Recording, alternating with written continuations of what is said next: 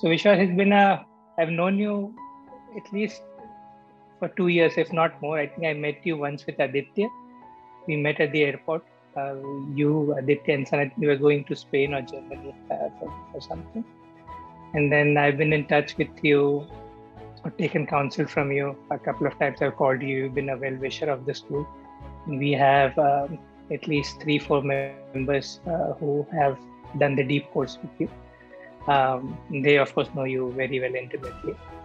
But for the benefit of everyone else, including myself, just walk us like, how has your journey been? Everyone's gone through your bio. They've seen myriad things that you've done.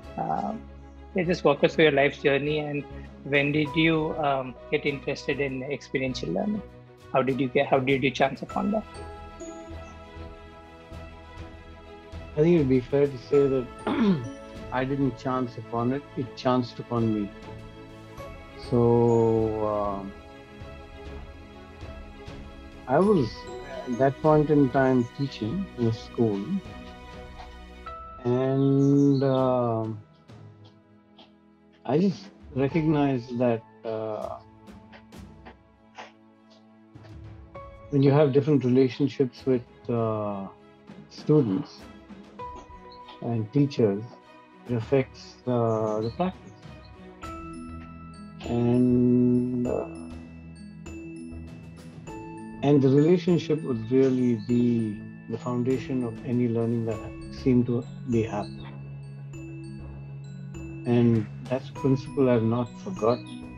I chanced upon the fact that a field of study such as outdoor education and experiential education existed, I think, only 7 or 8 years after I had been doing all kinds of crazy things, just by gut feel. Which is when I went to get trained in the UK in '96. And yeah, I'm going to try and keep my answers sharper than I normally am. I see you've taught in somewhere in 2007, 8, 9. You've taught 5th graders and 7th graders. Yeah. But you're saying you happen to know of experiential education a lot before that, right? So were you teaching also before that? Okay, good. So I started with teaching classroom, and I was teaching 8th grade biology and 8, 9, 10 computer science. This was way back in 1989 when Pascal was part of the CBSE curriculum. And so I did 2 years of that in a boarding school. And then wandered off into setting up learning resource centers for schools. So I went to Dehradun and did something there for a year. And then in Panchgani for 6 years. During which time, so that's it. So classroom, then wandered off, outdoors, adventure, and then kind of began to integrate the two. And then went back to teach in the classroom in 2006. Correct. Which you did for a couple of years till 2008, right? I've been doing it on and off. I think the reason I went back was because I was doing so much work with teachers. Teachers would often say, yeah, it's okay for you as a consultant to talk to us about how things could work in the classroom from there. But you don't know what it's like to teach a class of 60 or 40 or whatever. And how is this experiential thing going to work there? Which is why I decided to go and find out if what I was saying really works. And I think we have a question coming up later where somebody, at least one of our teachers, want you to share the experience of how it was at least for those 2-3 years. Vishwas, another question that I have for you is a lot of this term experiential learning gets thrown around a lot, more so recently. So how would you define experiential learning, or how would you explain experiential learning? I go by my guru's definition, and I buy it completely. And so she says everything is experiential learning. So if people are saying that, yeah, we're doing experiential learning, absolutely right. They're doing experiential learning. How would I define it? At its basis level, it's that people are doing something and then talking about it.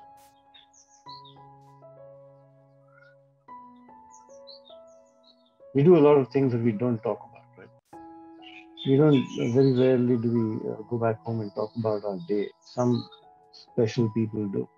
They have the ability, they have the, it requires a very different thing to be able to go back home and say to your partner, spouse, or whoever that, I'd like to talk about what my day was like. And I think that is a special gift, not in the relationship, not the ability, but the fact that there's somebody out there who's willing to listen to you is a gift.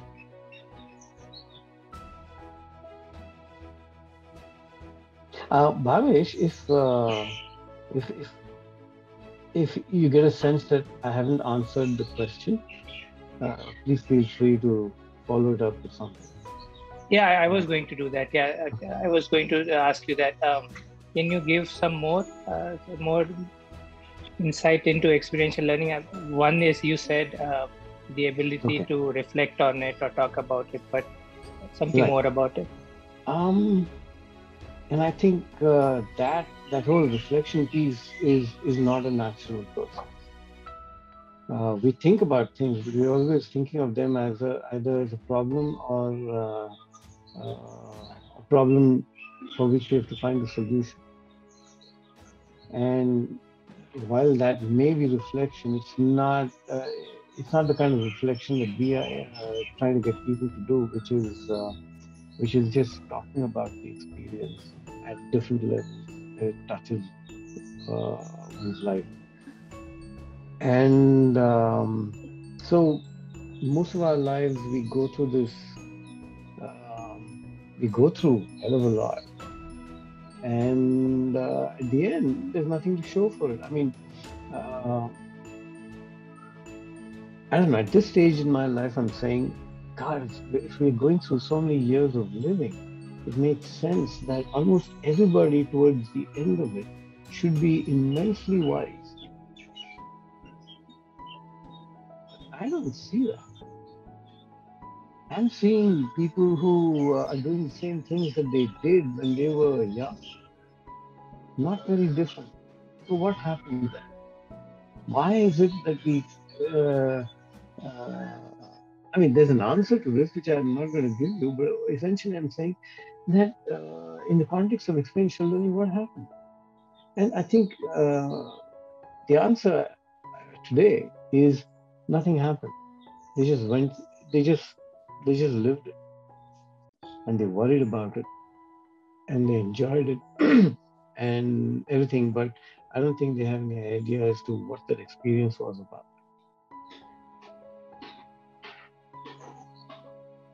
I tend to be a little fuzzy-wuzzy in my answers, and I think the reason is that there is no one good answer.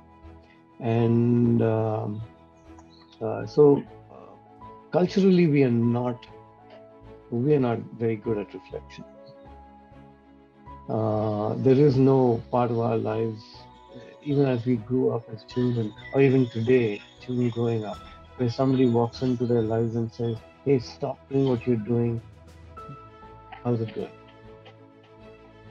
Or what was school like? And yeah, a lot of parents ask that question of their children, and for some reason, most parents are satisfied or don't understand the answer. You know, kids will say, "What happened in school?" If that's the question, they say, "Nothing." When a kid goes to school for 6 hours, 8 hours, and nothing happens, or do they don't want to talk about it, or are we just asking them a really awful question? So somewhere in this whole process, there is an absence of an experience of reflection, and there is an absence of the ability to ask a good question and invite people into dialogue. Yeah, hey, that's a good answer, actually.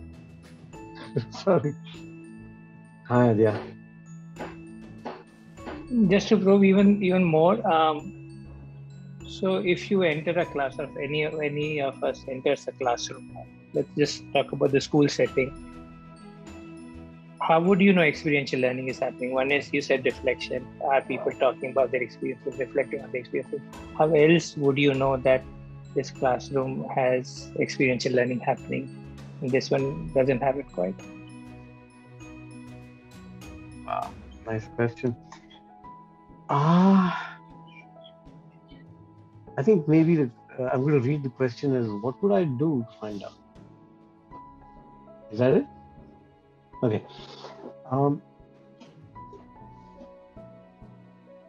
I would watch the teacher. I would watch the interaction between the teacher and the student. And I would listen into conversations between children.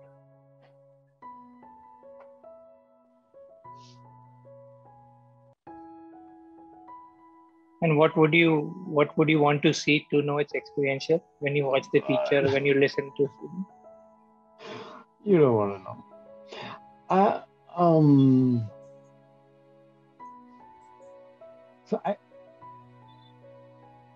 Can I just turn that question around? Sure. And I would be in a position to answer a question that says, okay, so if you've been in an experiential classroom, that means me as a teacher, how do you know it's happening? So I can only give you my experience. Yeah? And I can answer that question if you want. I would be excited. I would be calm. I would be flexible. I would be in a place where I'm not offering any kind of resistance to anything.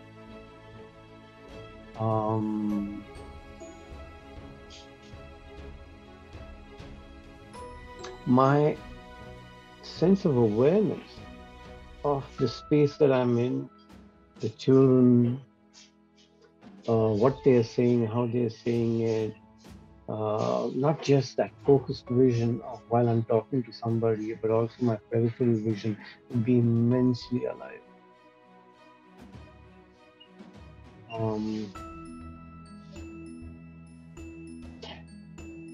I think it would primarily, if somebody else walked in, what they would see is possibly a joyful classroom.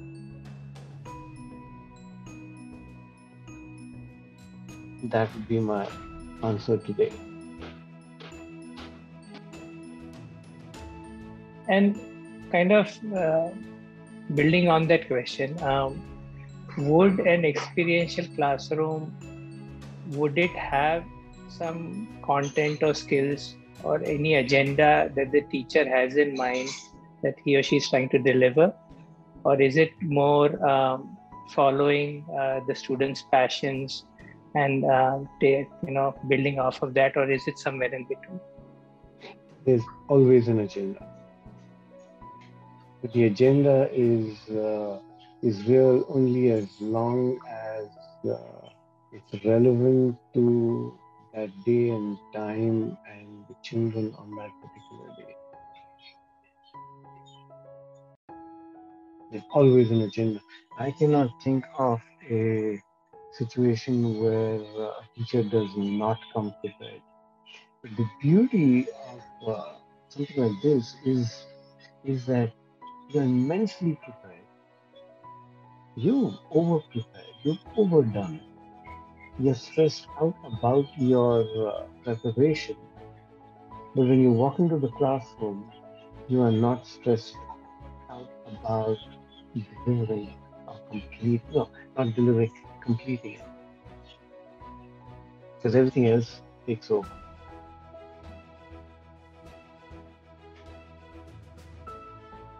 And so if you are a history teacher, and if there are certain skills or even content or values or whatever that you feel that you want to cover in a year, you're saying that having a joyful classroom and incorporating all of the other elements of experiential learning, reflection, and whatever else you said, it's still possible to cover everything that a teacher is Not supposed just to everything, cover. more. I see. Every time I've ever done anything like that, those kids were way ahead of what the curriculum is designing for them. They're way ahead.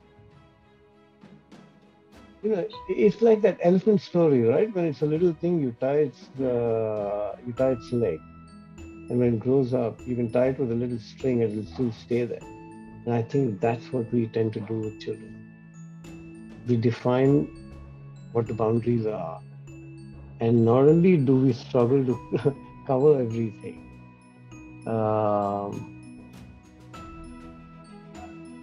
we are bound by it and tied in. We boxed ourselves in.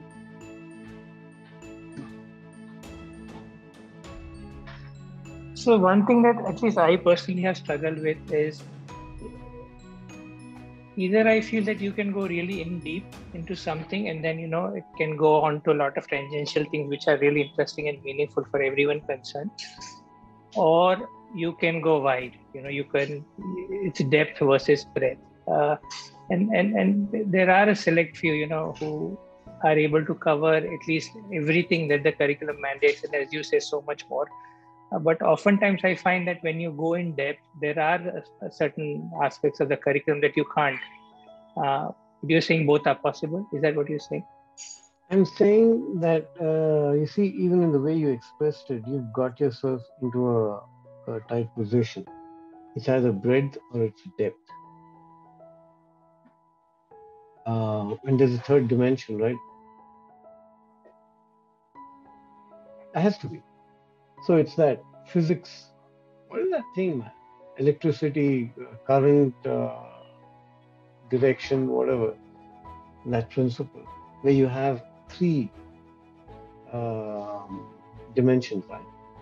I'm saying, I think most of the times when we find ourselves stuck, we've got to ask ourselves, what am I tying into? What's stopping me? It's invariably either depth or breadth.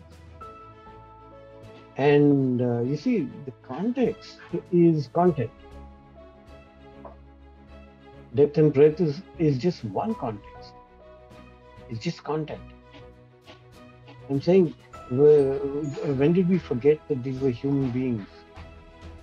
When did we forget that emotions are a huge part of learning? And why are we doing nothing consciously and intentionally to address any of that? When did the teacher's agenda become the most important thing? Raises a lot of questions.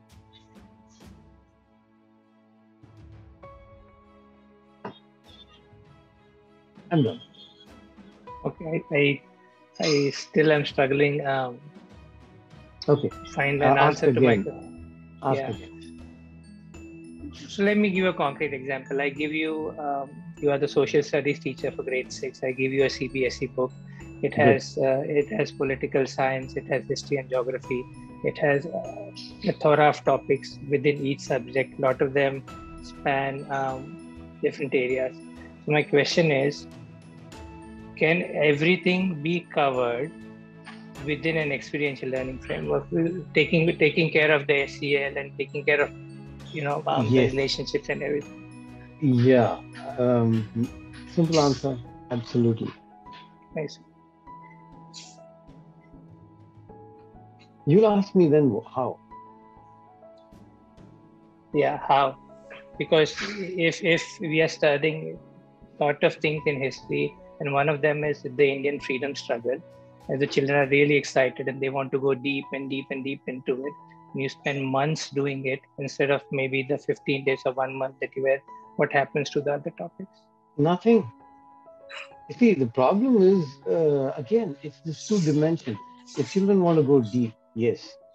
Think of the classroom as an orchestra, okay? And the teacher is the conductor.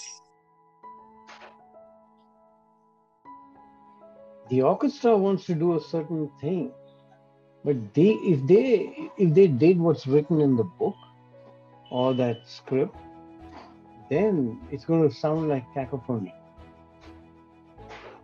But it's when the conductor says, okay, your turn. Now it's this instrument. Now everybody come together. That's what the teacher does. So it doesn't prevent children from going into depth, but we're looking at depth as, again, a single dimension. I'm saying depth can be a cone, right? It's like whoosh. And that's what the teacher has to watch, sense, say, okay, what is it that they really want? And you know what? If as you say, there's this kid or this classroom that wants to go deep, there is no subject on this planet that cannot be connected to another one. And it's the teacher's job to be able to make those connections for the children and pull it in this direction, pull it in that direction, so that it becomes a cone rather than a pipe. I mean, I'm just doing visual with this.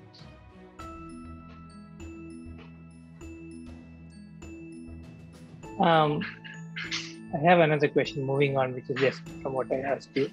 And I have asked you about this before, but I think I want to ask this to you again. Like, how do you build a great institution where people are learning all the time, people are pushing the boundaries, people want to be a part of, people find their passion, people find a better version of themselves. How do you build a great institution, and what are its building blocks? You're asking me a hard question because I've all my life I've stayed away from building an institution. And when I say that to some people, they say, "What's wrong with you? This whole Experiential Leadership Institute, DEEP, all that stuff is an institution." And you say you're not building anything. I said, no, because you see, the moment you say you want to build an institution, take an analogy. An institution is like a building. Who does it?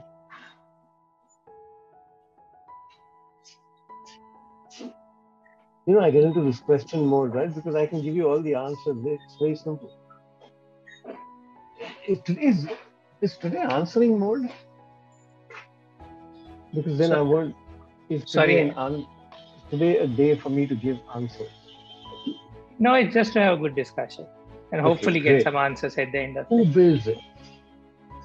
The contractor. Really? Does the contractor build it?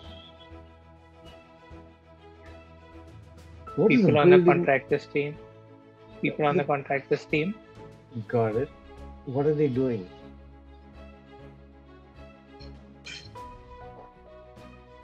What do you see them doing? Imagine this contractor. I've got this construction going on next door right now. I've been watching it for the past year or so. They've gone 50 feet into the ground. It's almost an acre of land. It's just amazing how it's happening. So, just as a contractor, whom do we notice when we see a building being erected? What do you see if you walked onto a construction site? Would it be a contractor? Lot of material, lot of people moving around. Who's moving building material. it? Who's building it? People, lot of people. That's it. Now, if the building is the institution, it's not the contractor's building. It's the building built by these people who are putting brick over brick, laying the concrete, turning the iron, pouring concrete. Those are the guys who are building it. And who gets the cream of it? The contractor. I mean, what an unfair system, right? Why, in any institution, why does the CEO get all the credit? Why does the principal get all the attention? I mean, what's the story there? If it's a great school, if it's a great institution, it's not the principal or the head or the owner or whatever doing this. It's the people. So if you imagine, if you got these builders, these workers that you see at any contract, any construction site, if you got them together and you said, "Hey guys, you know what? Here's the money. You're building this for yourself." What do you think they would do? Put a lot more attention into it. So if you ask me that question, my answer would be, I would give it to the people who are choosing to join and say, what do you want to build? And that's it. And then you just walk away, or you disappear, or don't make yourself available when they're in trouble, because they will always reach back to the contractor to solve a problem. But if you become that type of contractor who says, "Hey, look, you said you wanted a home. This is your building. What will you do? I'm just here to facilitate that conversation and the solutioning, but I don't have the answer." I think that would make a great institute. People have said over the years, "Why don't you start a school?" My answer has always been, there isn't anybody that I know who has deep enough pockets. Because it's always a deal, right? It's a balance between, it's a balancing act in the books. Fees in, teachers in, money out. And everybody gets caught in that game of, what's it called? I've even forgotten my business part of the brain somewhere. But it's like, everybody is doing this balancing act. And in that stressful place, the intention that it was started with is forgotten. And in my opinion, for an institution to really come alive and be the kind of institution that you are talking about, takes anywhere between 5 to 8 years.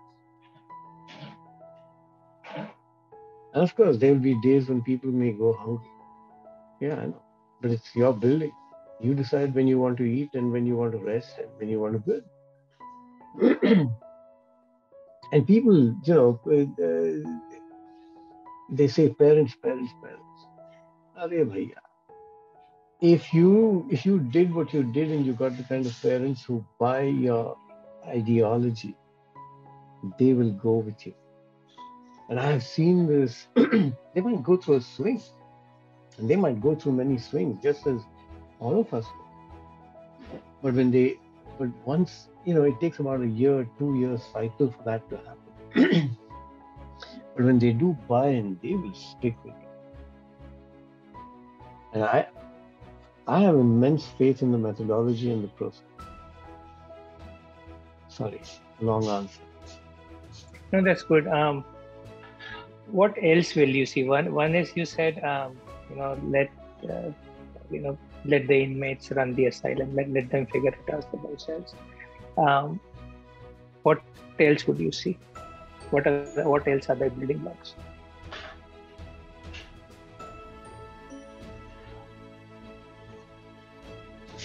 That's pretty much it. pretty much it. If you have a bunch of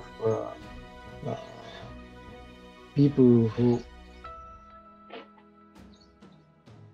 who really believe that this building is theirs and they're doing it for themselves, it's amazing what happens. There's no such thing called time. There is no such thing called fatigue. There's a season for nervous energy and excess. Everybody goes through an excess in life, right? And there are seasons of excess and there are seasons of calm. So yes, they will go through seasons of excess, and when I did my classroom, right, my whole intention was to find out whether it was possible to create a learning community, and so the teacher disappears and things still happen. And it took me a year, one academic year, and it happened. What did I do? Either I'm stupid, or I believe I did it. I don't know. This could be just my whole idea. I've seen it done again and again. You've got this guy, Aditya, here. He was part of one of those experiments. We went through the swings of resistance from children, from parents, from institutions. But towards the end of it, towards the end of the year, academic year, things had moved. Then it was the institution fighting the process, not the parents and not the children. Just, can I read for you something that one of those kids just sent Aditya today? And today is, this was in 2012? Aditya? Yeah. 2013. So we're talking of after 8 years, this kid reaches out to him again. And this is what he says. Somehow this morning I went back to 2013, so felt like expressing my gratitude, which was long due. 6 was definitely the best year of school, and all the credit goes out to you. Not to forget other people. I have to thank you for imbibing the curiosity to learn history, something which I still love to study, thinking out of the box, and basically the whole experience of experiential learning. I can never forget the concept of want cluster, those innovative tests we had, and how we literally taught our peers lessons out of the textbook. Even those leisure videos are memories to be cherished. Still haven't forgotten the ukulele version of The Good, Bad, the Ugly theme, which has become one of my favorite tunes these days. Thank you so much for all this and much more. Thank you for making us students of life rather than just of academics. 8 years after the fact. And mind you, I don't know if this kid even reached out to him. And so in 2008, when I did 5th grade, I still bump into those kids. I can't recognize them, but they see me on Facebook. And the point I'm making here is that connection before content. If you can build a relationship with people and your students and your children, everything else is easy.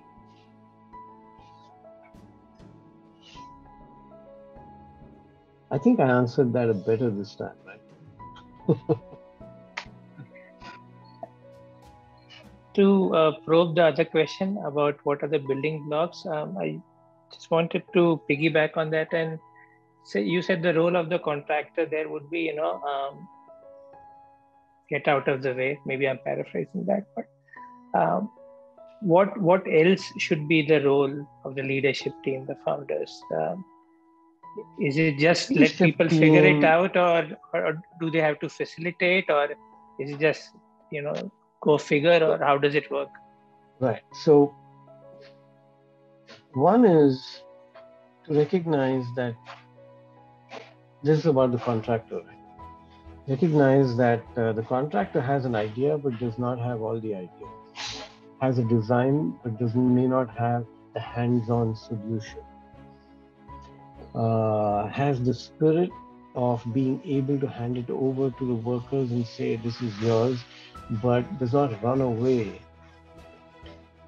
becomes the support system, the net, because when people are going to fall, and it's the contractor's job to build that safety system. And I believe Aditya has talked about five here, right? So the physical net, the intellectual net, the emotional net, the social net.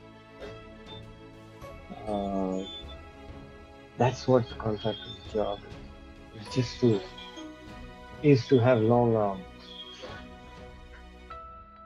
Can you be more specific? Like, what would those nets look like in a school setting?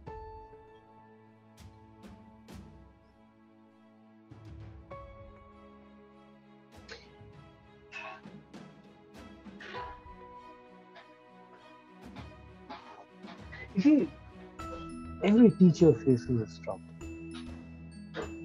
and the struggles are different. And it's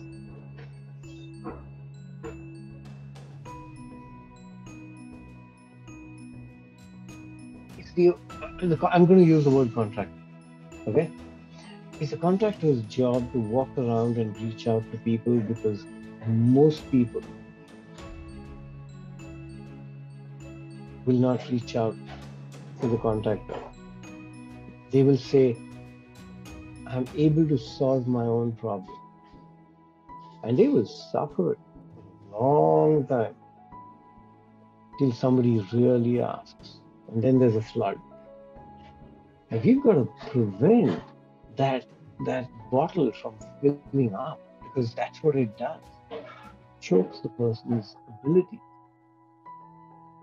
The contractor's job is to reach out and puncture that bottle ever so often with the kindest question possible. Because that's when people are able to relieve that pressure of the stress of doing what they do. And someday they will stop seeing it as stress, and they'll start looking at it as just pressure. Pressure doesn't always cause stress. There are ways to diffuse. I think the contractor's job is to just hang in there and be available. And you know what? I have seen the reality of this in a corporate organization, where that I have never seen such compassionate leadership. That guy, he's right at the top. But he walks the floor every other day. And he will find a quiet corner and start a conversation with one person, and then others will join. And for the next hour, there's a buzz, because all management is happening in that corner for that period of time. People want to share, people want to talk, people want help, they want support. We just don't know where to get it. And culturally, we look at organizations as hierarchical, and we don't reach to the top. You know, we don't reach out and say, boss, I need help. They reach out to somebody who's in the next round or the level and say, help me.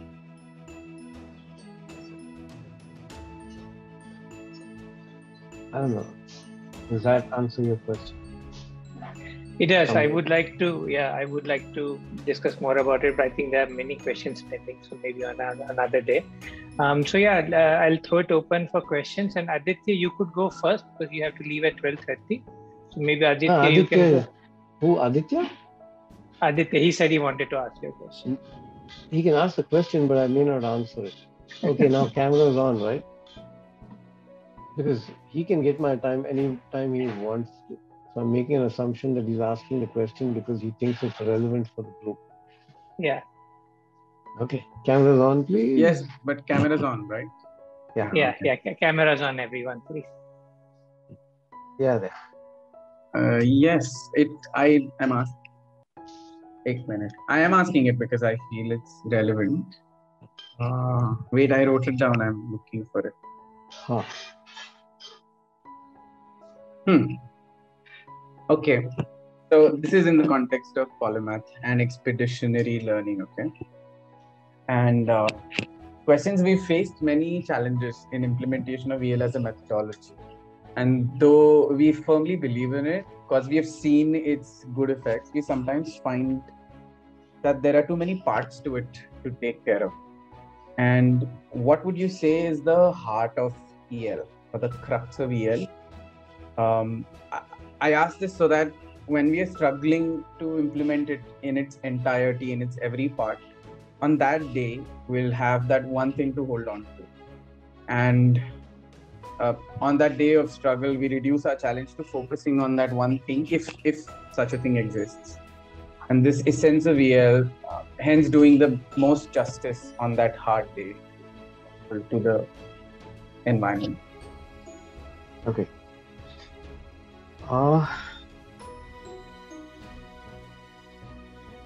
So, as I understand it, you guys are using project-based learning, right? PBL. That's the model. Right. The expeditionary learning model of PBL, EL education. Right. Okay. So that one thing for me would be does the group, the learning group, have that one big question that they want to explore? Because if you don't, if that question isn't there, then they're answering somebody else's question.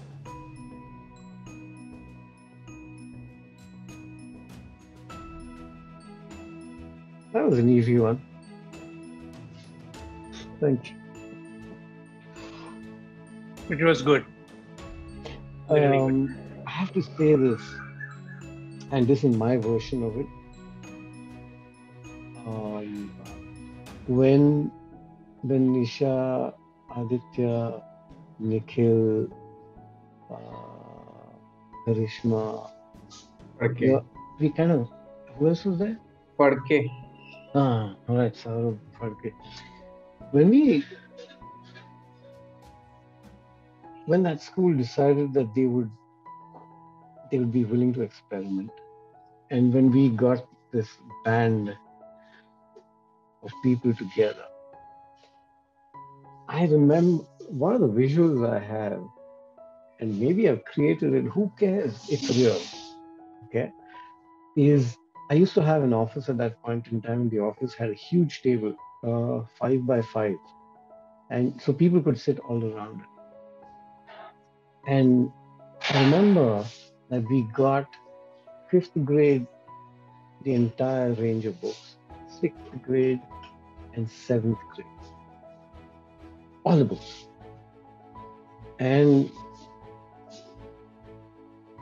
we dissected them.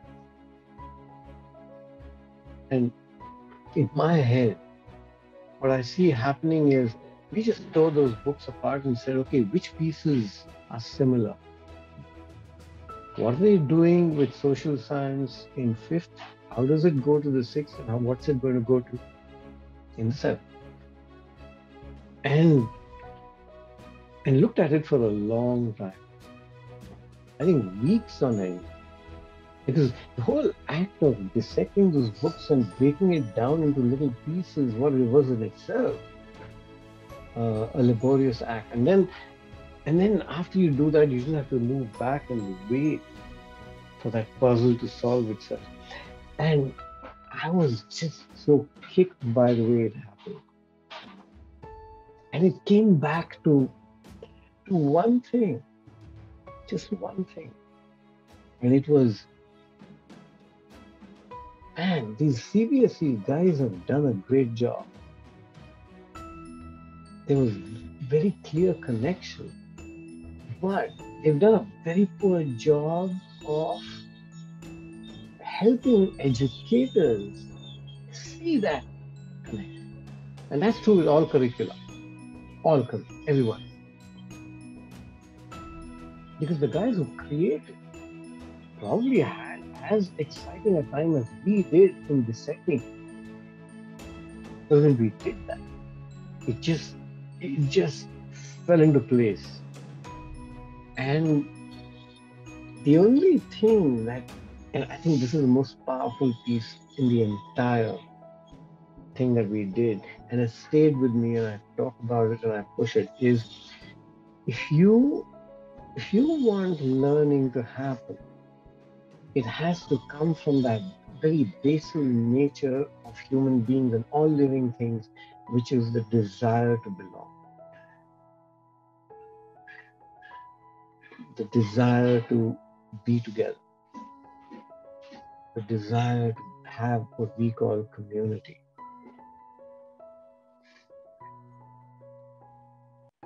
You see, the school said, we want reports in October.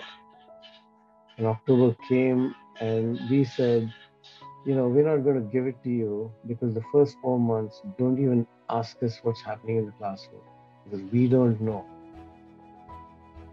And all we know is our singular intent is to build a sense of community, a sense of belonging. Whatever that means, you decide what that means.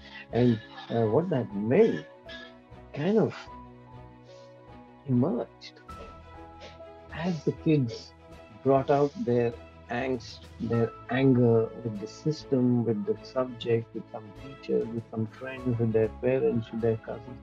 And it came through that. And they talked about it. And there's always power play in the classroom. And how do we, and the way we deal with that is an act of intense community building. So I remember saying to these guys, look, I don't care if you teach them anything at all. And this is in relationship to content, worksheets and all that stuff. I don't care if it doesn't matter. If you can build a sense of belonging in that space, enough. And it's my belief, I thank you, Adya, for nodding your head in agreement. After that, content was a cakewalk. They took it on and they drove it. And these guys I remember them having such a hard time just keeping up. They had to study. They spent, I think, 2 or 3 hours after school, in school. They spent their Saturday, Sundays. Of course, they were all lafangas at that point in time, had nothing but. So Saturday, Sunday was, their time. And I don't know, it taught me a lot more than I think it taught them. Because I had that wonderful position of being involved but not. And so this is my story. Yeah, he can tell you his story separately. It may be in complete contradiction, but there. Sorry, I'm done. Thank you. Dia, you want to come in with your question, please?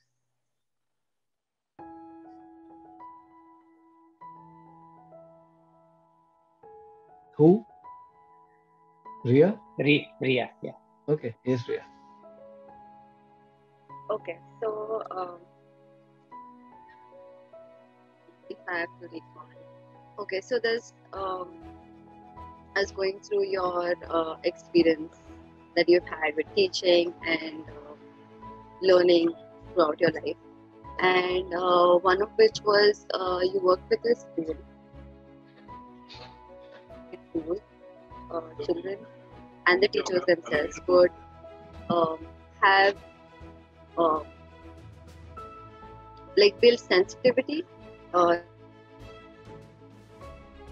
Basically, Ria, I think we're losing some of the stuff you're saying, maybe about connectivity. So you might want to put as much as I love to see you talking. If it's a connectivity issue, just put that video off and maybe it'll be clearer. Does that work? Yeah. Okay, try that. Yeah, go ahead. Yeah. So, so from when I was reading your experience of what you've done throughout your life, there was one that kind of caught my interest. It was your work that you did with this particular school. I forgot the name of the program, but you engaged with the teachers to build tools in the classroom where the teachers themselves and the students could uh, become more sensitive and more respectful and basically socio-emotional learning within the classroom. I wanted to understand what those tools are and how we can bring it to our classroom. I think that was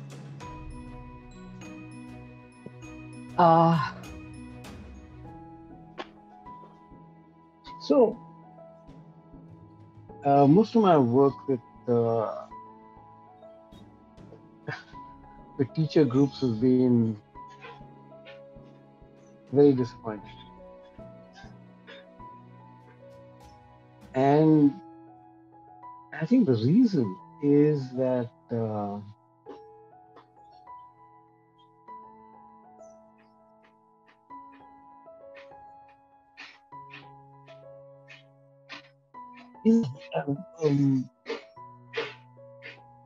I don't know how to put this, man, without. Okay, I'm just going to be straight with it. Most teachers are not interested in teaching. They're not interested in the children. And they are not interested in what's happening with the children. They're just doing a job, which is finishing worksheet after worksheet right through the year.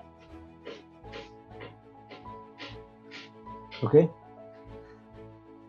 Sorry, and this is. I often ask a trick question. Why are you? I've always begun my teacher work with this question. Why are you in this profession? And the moment somebody tells me because I love children, I believe that's.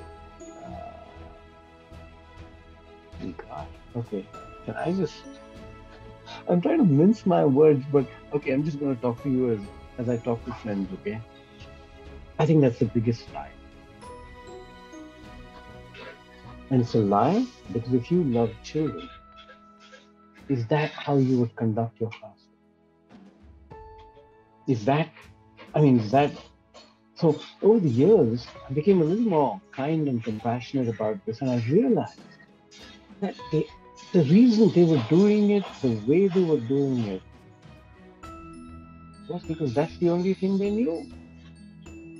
They didn't know of some crazy teacher walking into the classroom and having fun and dancing on the table. I don't know if you guys are familiar with this new thing, set of books called Sochu. No? Okay. Charmi, what are you doing, man? Okay. I ordered it. Okay. We had that conversation last year. Okay. So, Sochu comes from a person who says, God, man, everybody is trying to preach these one-liners, thought of the day to children on a daily basis. It's boring and it's ineffective and it's unethical. Unethical because children have their own brains and minds and have the ability to think, and we treat them badly. We treat them disrespectfully, assuming that they do not how to think and that we need to fill their brains with stuff. So he brought out this bunch of books which invites reflection in a beautiful way. If you've got children, get your own copy. Your kids will love it. Anyway, so I found that when I was able to put my anger, my frustration about teachers aside, I realized that the only reason they were doing it the way they were doing it because they did not know anything different. Simple. And then it changed the way I saw my work with teachers. Then I would go in and be the wildest person I could ever be, especially with these teachers, because they needed to be shocked out of their standard method of what learning is and how it happens. Does that answer your question?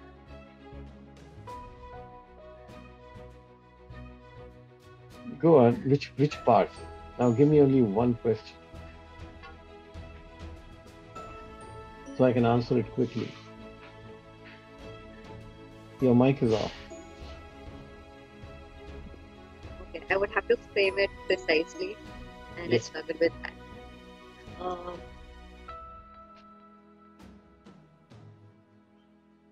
What do you really want to know?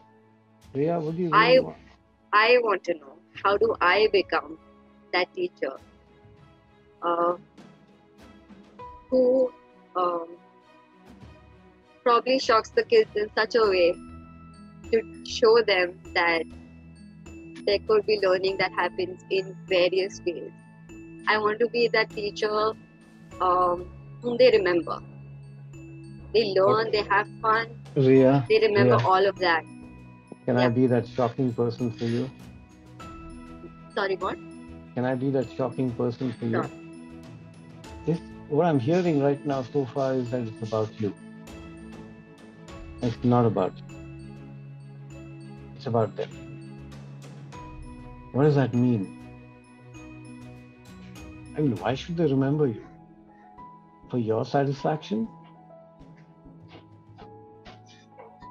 So that they remember their own journey. That's it. Then Yeah. create that. Then And I create want to that. be a part of their journey. It's not about That's it. Then stop being the teacher. Stop being the authority. Stop being the person who thinks that she knows more than the children. Because I guarantee you, you don't. You know stuff. But they know something that, damn it, this whole group here, we will never figure out. And find a way of getting them to work from where they are rather than from where you are. So part of our, one of our deep, is Aditya still there? He just left. Yeah, his batch of deep, we decided to create our own project for ourselves, an experience for ourselves in printing T-shirts. And I said, what would what's the message we want to give the world? And you know what they printed? Teach me the way I learn.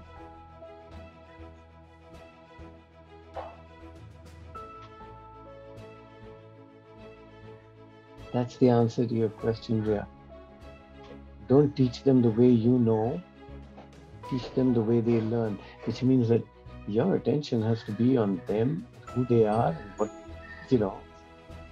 figure out how do these kids learn.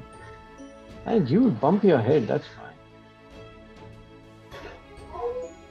That's your answer.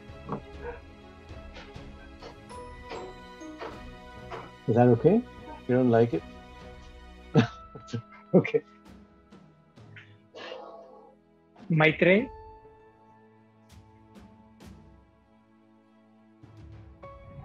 Yeah, hi.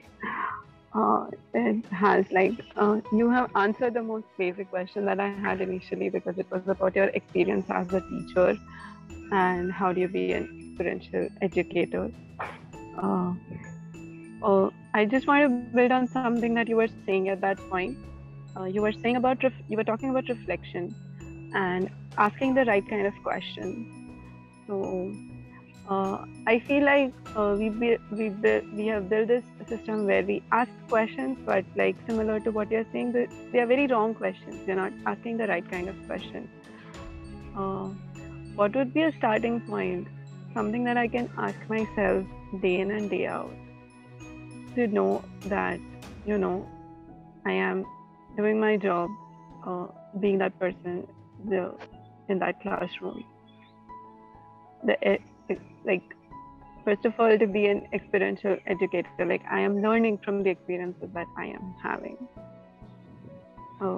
I keep feeling that I ask the wrong question. So yeah, I think that's where I am at right now after listening to you for.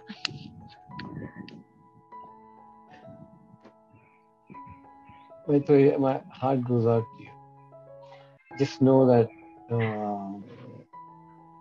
if you don't ask 1,000 wrong questions, you will never come to the right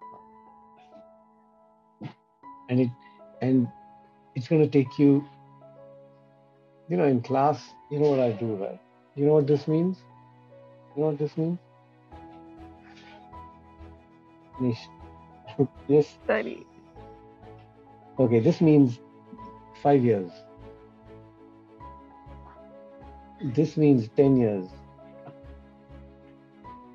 If I keep doing this, it means, I don't know if you'll get it. I don't know if you'll ever be able to ask that right question. But I'll tell you this. You are already asking questions. If you're already asking questions, my guess is some of them are certainly right.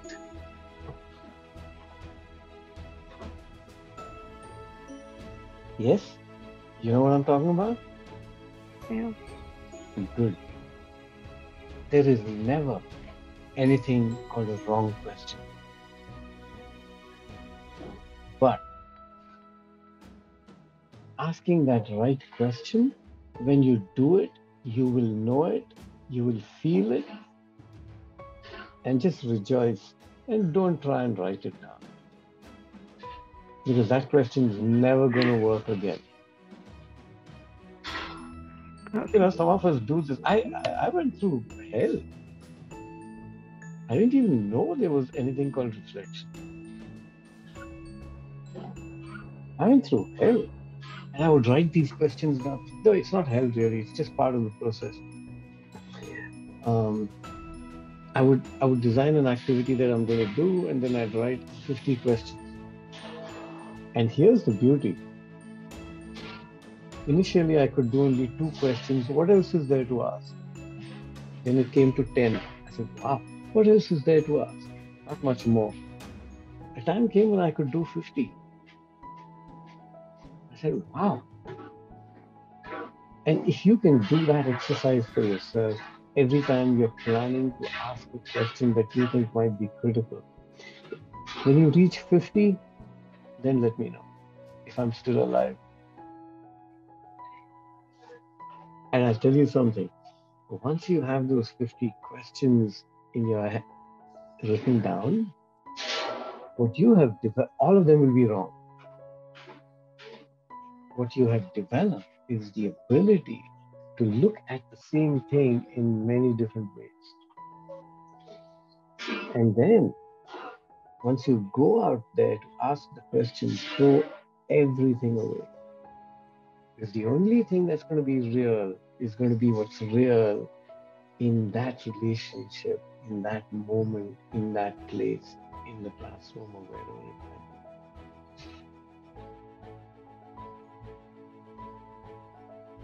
Which is why I have often said, this whole facilitation thing cannot be taught.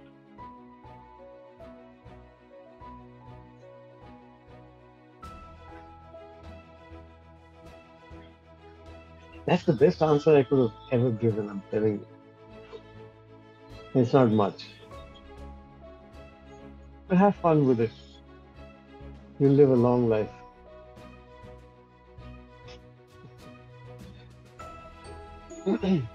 Sana? Yeah. So I guess my question changes a bit, but what I would like to ask is, so I struggle to facilitate spaces for adults and resolve conflicts. Maybe because I feel too self-conscious. So from your experience, any recommendations, a starting point as well? Yeah. I don't know if I've understood it, so I'm going to try and repeat what you said. Are you asking how does one resolve conflicts? Resolves conflicts or at least facilitate in spaces with adults. Oh, okay. So you're the facilitator, and there are two people or many people in conflict, and you're the. Why would you even want to do that?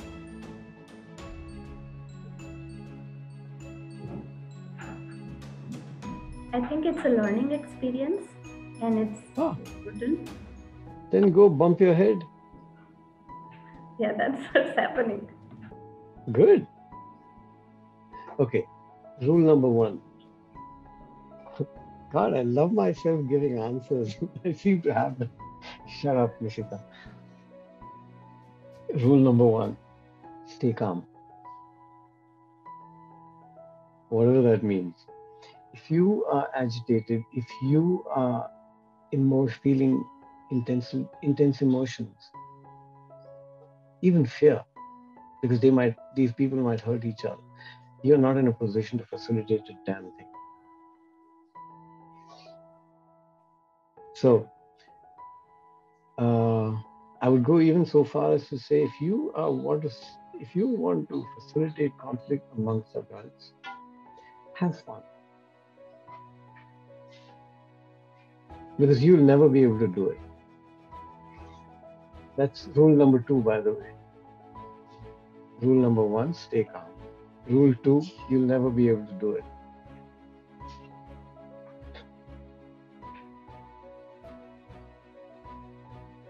You can't. Why would you? I mean, they're having fun, Why are you stopping their fun? And the day they choose to decide that they're not having fun with it, is when they will choose to do something about it. It's the same principle about building community. As a teacher, you can't build it. You just have to be there, and that's how the building comes up.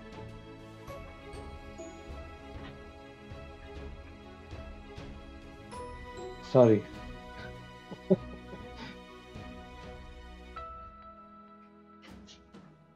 Thank you. And you can challenge me and say, no, I haven't got an answer. Feel free to do that and ask me again. So just know that. Okay? Because even as I watch you, I sense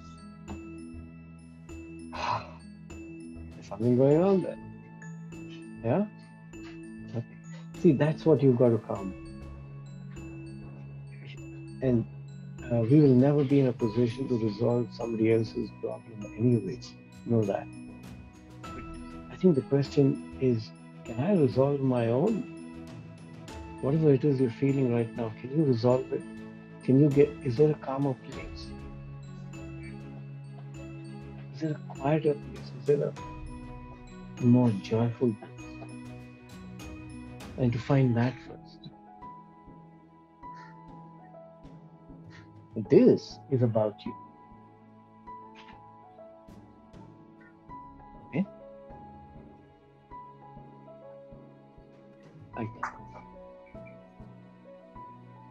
Nishita? Okay, these guys have opportunities to ask me all these questions. Acha. Unless Nishita, again, you're new to the place anyway. Yeah, I'm going to ask the question and then you can decide if you want to answer it or not, or if you already answered it. Yeah, okay. Maybe it's like for the benefit of the group. I had previously worded it differently, but I don't think in traditional schools we see children getting a lot of projects. And in the context of PBL or EL, it's very different what we mean by a project. But I think what I really want to ask is, what does it do to children, to students? And we saw a glimpse of that in the note that you read out for us. So answer mil gaya. That's what it does long term. I think what it does short term is what I've started teaching newly in Deep, which is the inquiry discovery method.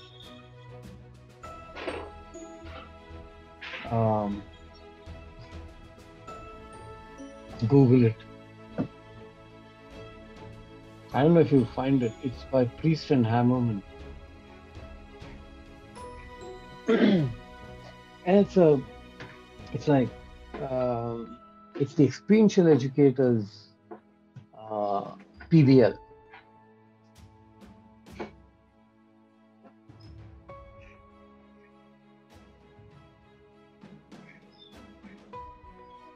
Thank you. Neha?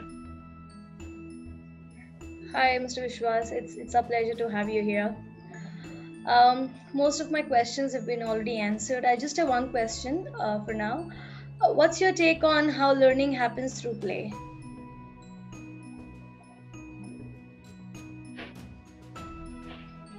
Is there another way?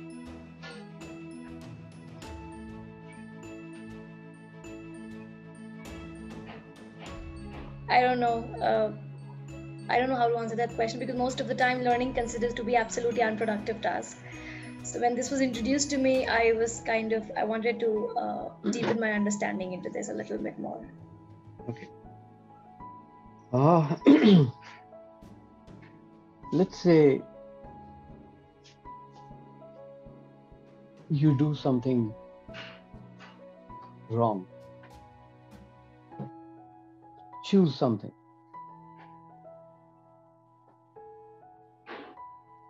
Watching TV. Great. See, I already got a sense of your value system. An indicator that, okay, so you're watching TV and I walk in.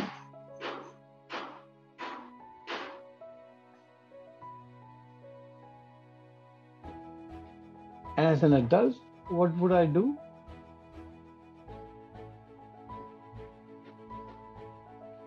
I would scream and shout and I would say, yeah, why are you watching TV, man? You're watching TV all the time. And I go, switch it off. What did you learn?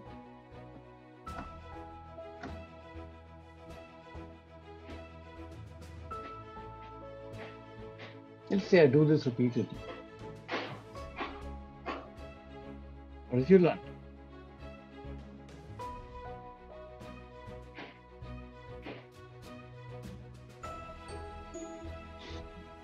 You see, the method we follow currently and culturally is that we learn from things like this that are done, we learn what not to do.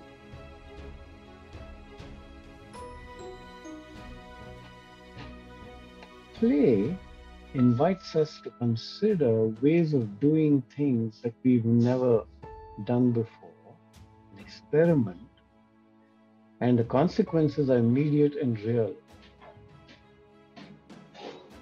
In real time.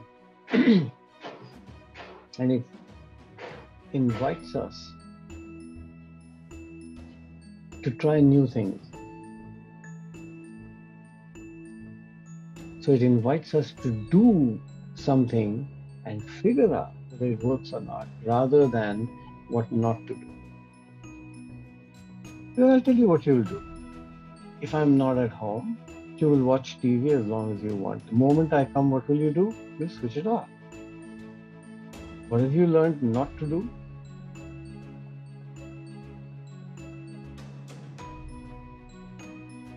And all punishment and reward systems do exactly that.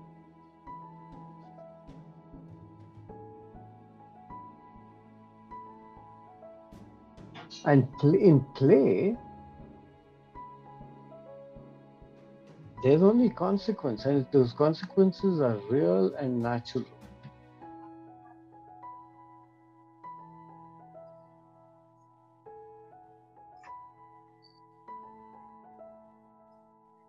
So you're watching TV, and I say, Neha, how long have you been watching TV?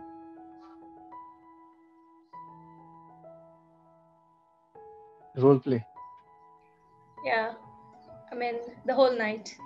I spent Oh, like 10 really? hours, yes, binge watching. Okay, brilliant. And I'm assuming you love it. Not exactly. I was killing my time because I had nothing other, If you anything had, else to do.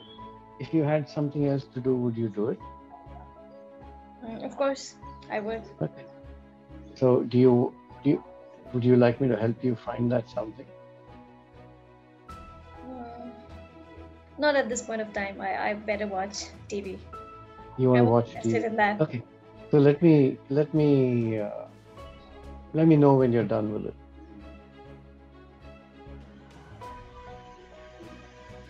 Yeah. And you may or may not come to it. But I've created a window of opportunity. Because at some point in time, even that TV is going to get boring. I've seen kids say, "Ma, TV is boring. Give me something to do."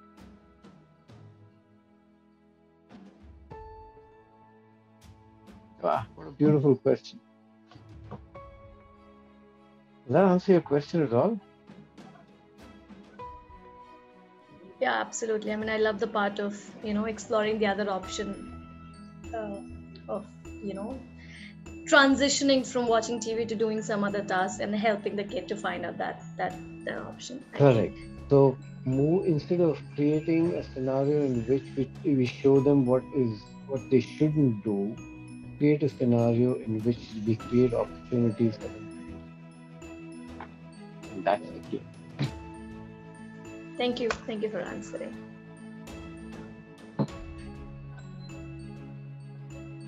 Aki?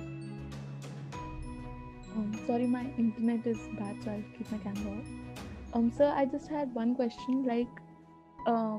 During your journey through the process of experiential learning, what would you say has been the biggest, sort of impact on your personal growth, like the biggest area? I got sacked.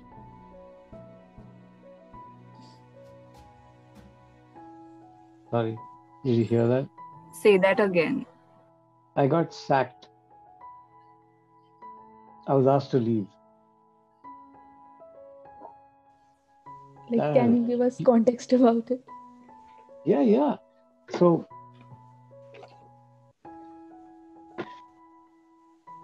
I don't know how many different schools you've been in, but there's a pattern.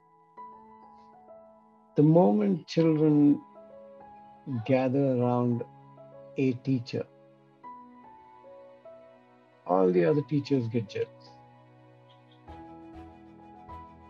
They're almost threatened by that person's presence. And then there's rumor mongering and, oh, this, that. It's like he does this, he does that. And I was a new teacher at that point in time, given up my corporate job. And I was having a whale of a time. I just loved it. Here was a campus looking after me, and I could play,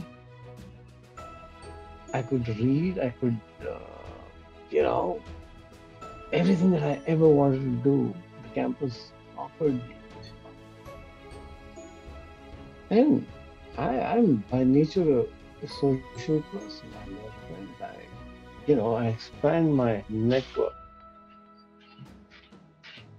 And if you're that kind of person, then the kids love you because you're not scolding them and screaming and shouting at them. You're just having a ball.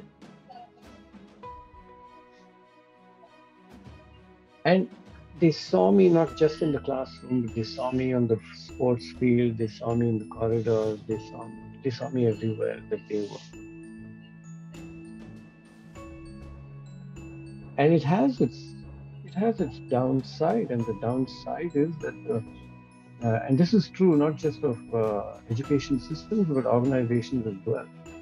If you become too friendly with everybody, somebody is going to feel immensely jealous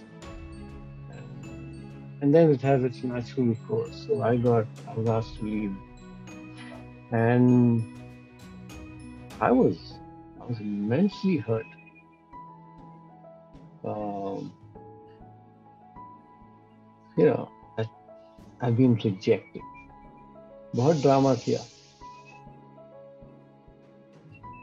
But there was one thing that kept me there, and it was that, God, I've never felt like this ever in my life. I'm not going to run away from it. And I stayed with it, and I worked it out. Friends helped me work it out. And then I went back to the place, and when I was able to look people who were responsible for sacking me, when I could look into their eyes and not feel anger and resentment, I knew I was ready to move on. And this is what I discovered. And what I was doing,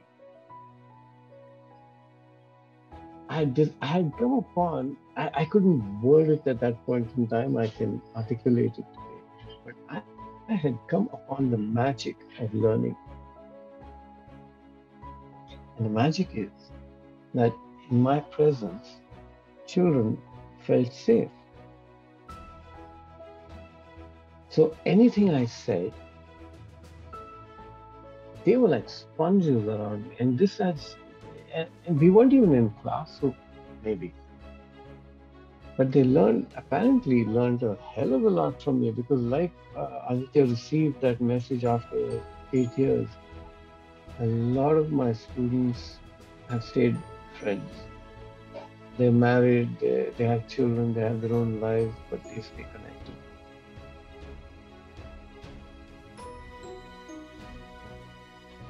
Does that answer your question? Absolutely, sir. Thank you. It's time for one more question. Ajal, if you want to come in. Yeah. So I guess I feel the last question, so the added part about your journey with the school and how did you came over and how children loved you. So there is this part of me when I enter into a classroom, or when I am teaching or I'm learning, playing with them, I am always conscious. I'm always conscious about what children would pick from me, what my actions would have an impact on children. So I just want to develop this, nurture this thing in myself, that I don't worry. My actions only, they are received in a way I convey. Yeah, So even Hitler tried to do the same thing. No chance. Drop that idea as soon as you can. It's a waste of time. You have no control over what they choose to think and feel. You can only control how you think, feel, and do things. yeah, so my question was that how do I stop feeling consciousness? Maybe this is just part of your journey, man. Today you feel conscious, tomorrow you won't. Maybe you need to ask yourself, what are you conscious about? What are you conscious about? The same thing that I told to you, that what if the words or the actions that I do leave a sort of bad impact on children. Yeah, so wow, that would be something to worry about. Are your intentions bad? What's your problem? You have no control over how they receive you. You have only control over what you choose to do, how you choose to behave, and the things you choose to say.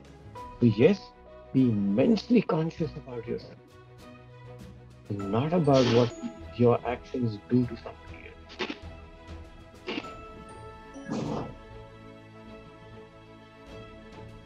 You know what? The basic tagline here, to hell with the world. You have no control over. बच्चे हो, बड़े हो, कहानी वही है. You understand what I'm saying? You can walk into a space with great intention and people will, misread it or whatever. To hell with it. Don't waste your time thinking about what other people are going to think. Only ask yourself, why am I doing what I'm doing? And be clear about that. And that's the other lesson I learned from when I got sacked. Because you see, Anjal, I had great intentions. I loved the children. I did a great job. And look what it did for me. I essentially said, screw the world. I mean, I love it. I love the world. I don't mean I don't care.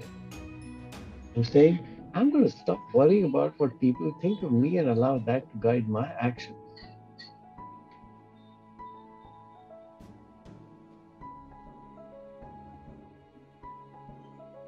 Got it? I did. Thank you so much.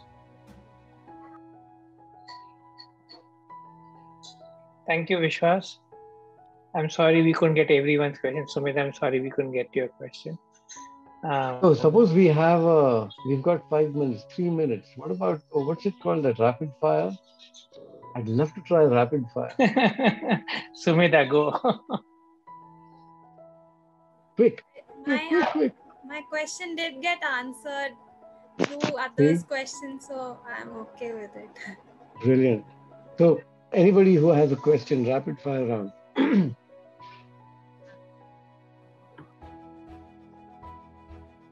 All right, I'll go. I had a long winding question, but I'll try to keep it very short. It's about identity, the question. When we were kids, the smarter kids were arrogant because they were getting praised. And so we swam against the current to find out who we were. So then we found out who we were. But here we are trying to make a very good culture and community and trying for everyone to be a part of it.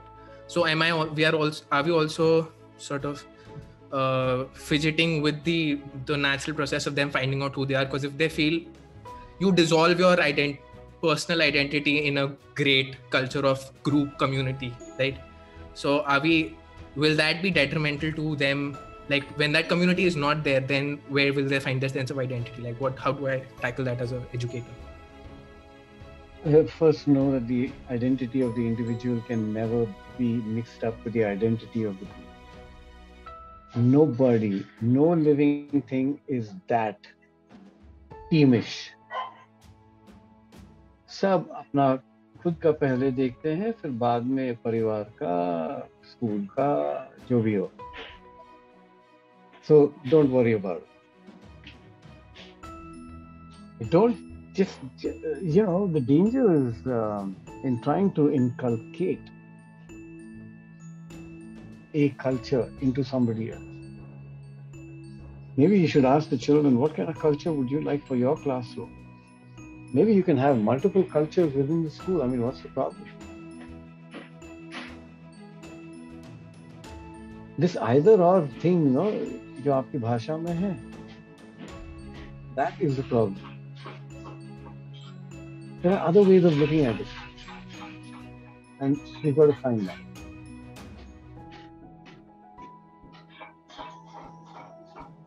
Done. The final one, burning question. If anybody's got a burning question. Why do you do what you do? Because there are crazy people like you around still.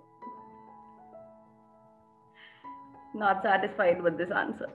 When you disappear, I will do something else. You satisfaction की बात थोड़ी ना. This is why I do it. You know what the spirit of deep is, right? Mm-hmm. If there are people, I will do it. Yeah. Finished. That's why I do it. Because somebody did it to me. Somebody gave me a hell of a lot. I was greedy enough to ask. And they were stupid enough to give. And I realized that there's a magic relationship in that whole process. the stupidity of giving and the madness of asking. And if that can work out without any expectation, then wow, that's brilliant. That's why I do what I do. It's 101. Over. Thank you very much. Thank you, Vishwas. Thank you, everyone, for joining. Thank you, Charmi, for bringing Vishwas to this. Thank you. Okay, bye, guys. See you at 2 o'clock. Okay, we are going to see Most Likely to Succeed. So come on time. And that's a brilliant movie. We love watching it together. See you at 2. Thank you, Vishwas, again. Bye. Bye. Bye. Vishwas. Thank you for giving some answers. He doesn't give answers in deep, context. So he doesn't give answers in deep. He only asks questions. So this is 1.5 hours, no? You see, the beauty of this is you're going to forget these 1.5 hours really quickly. So bye.